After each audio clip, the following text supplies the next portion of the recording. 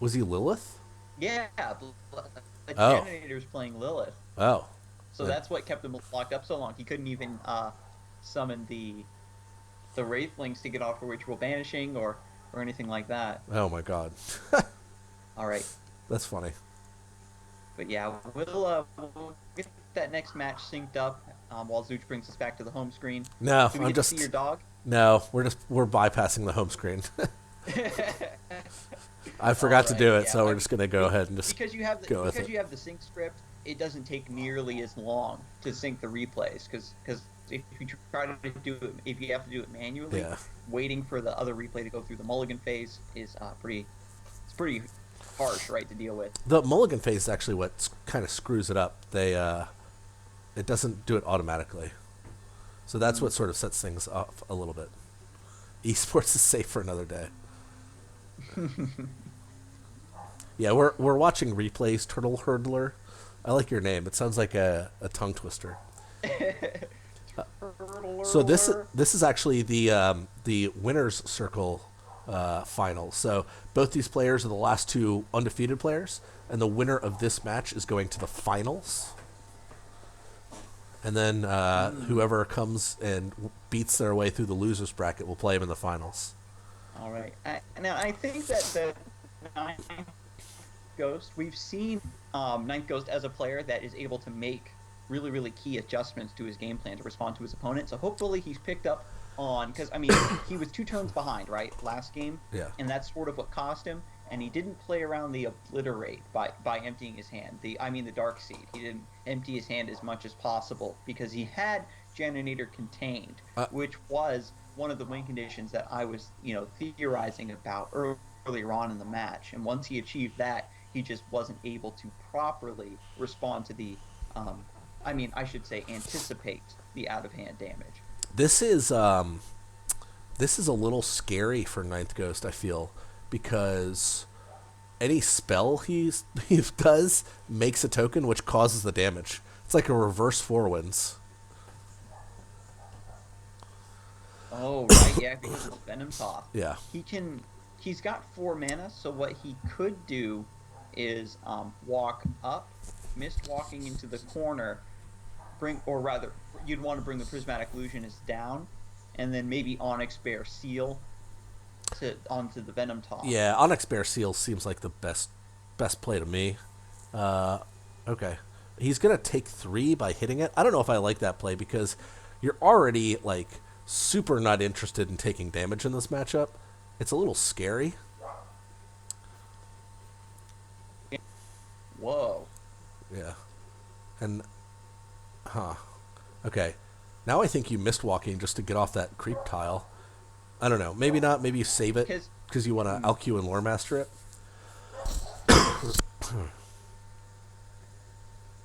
yeah, I think you missed walking here because you get Oh, more illusions, yeah, and then the ooze, it does favor cardinal directions, however, but because the prismatic clones are closer, it's going to move down yeah, to take out one of those. So I think I would have liked to see the mist walking, but holding it, as you were saying, to get it with the Alcuin yeah. probably is a bit stronger in the long run. It gives them the ability to win the race. Ooh, this is brutal. He's gonna snipe the prismatic illusionist. We've seen this combo again and again from Janonator. It's not. It's something that I didn't think about, and it's been just really solid over and over again. The soul. I wonder how many souls he's running. If he's running 3 of them or just like 1 or 2. It's probably maybe 3 ooze, 2 Sol. It's Okay. just that it's probably, I keep saying Sol, but it's probably Soul to get that music fun in there. I feel like here you just want to. I would replace one of the like the beast or something, and then just jump down the board with Mistwalking and Alcu and Lore Master. Yeah, so Janinator says he's got 3 souls in there, but Yeah. he's thinking that 2 probably would have been just better. Yeah. Yeah. The soul ooze play is something that's been really powerful that I didn't think about at all, and I'm just like super impressed by it. All right. So he's So jumping. he's got the mist walking also in mist walking. Yeah. And he's saving it. I guess, to jump around some stuff if he needs to. All right, he dodged a bullet with the with not getting creep under him, so that's good. Right. Yeah, because Ooze being able to make these dangerous zones while also, if you combo it well, if you place it just right, it has a much higher chance of actually hitting the opponent's general than probably was anticipated. And don't get me wrong, that's not to say that Ooze is overpowered. Janonator is simply playing the Ooze extremely well to Yeah. where his opponent can't play around it, because that was like one of the big things about Battle Pets, right? Is that your opponent, because it puts the ball in their court about where the damage goes and things like that. But Janonator, again, is just putting his opponent in such awkward situations where they can't play around Ooze the way they want. Yeah. This is, oh man. Ooh, he's got a Heaven's Eclipse. I think he's already used. Has he used 2 Mistwalkings or only one that he's brought back a couple times? It's the same Mistwalking. He's actually brought it back twice. Yeah. So I don't know what other The spells. Heaven's Eclipse. Yeah. One of my very first decks was a Songhai list where the only spells, I think, were like 3 Mistwalking, 2 Heaven's Eclipse. So it was like any Heaven's Eclipse automatically is just getting basically 3 Mistwalkings. Mm-hmm. And as it stands right now, Ninthghost is at 12, and that's like a really key break point Yeah, it's for a burn decks, especially.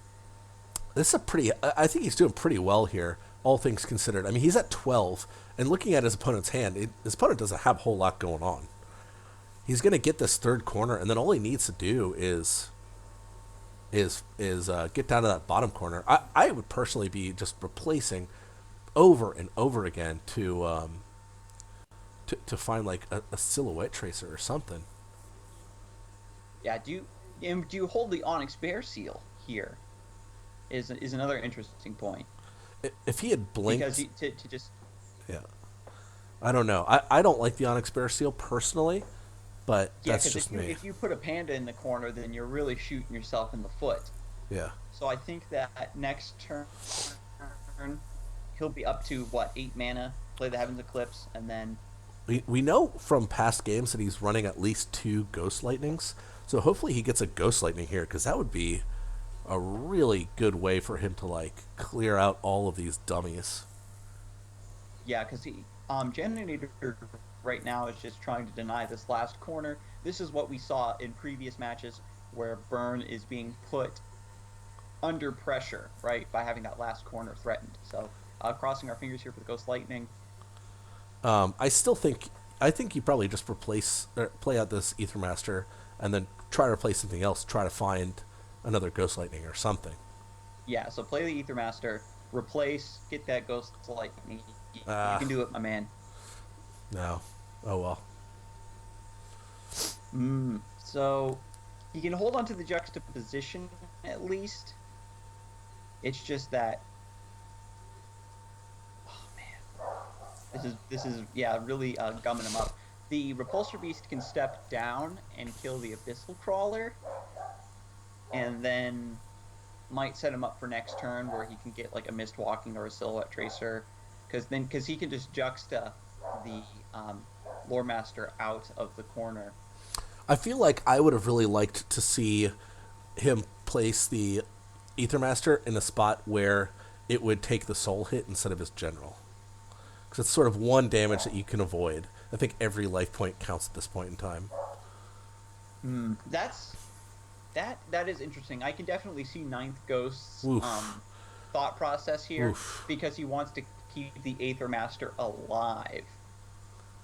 Oof. So that he has a higher chance of replacing into what he needs next turn. Oh, Spectre Revenant. So, Janonator has not visited the corner. He has a one time where he can go there. So I guess he's using it right now. But we see Ninthghost playing this 4 Winds Magi, which is just going to hopefully gain him plenty of life here. He can... He's got Mana Vortex and Blink. Yeah. and juxtaposition. So I almost think you want to save the juxtaposition, but you definitely blink it. I think you definitely play the mana vortex. I probably would get rid of the owl because you just need to find like just a couple things. yeah, so replace the owl. You aren't looking to up the HP of the Four Winds Magi anymore, and you don't have your prismatic engine from before. All right. Yeah, it looks like Janonator replaced into some really powerful cards in these later turns, finding 2 Spectral Revenants when he had none earlier. Pronk. And then with the finishing touch, his last card in hand, Flameblood Warlock. Ugh. I almost feel like, so if he hadn't hit that Wraithling and had used the juxtaposition, he could have survived. I mean, I don't know to Yeah, what so extent.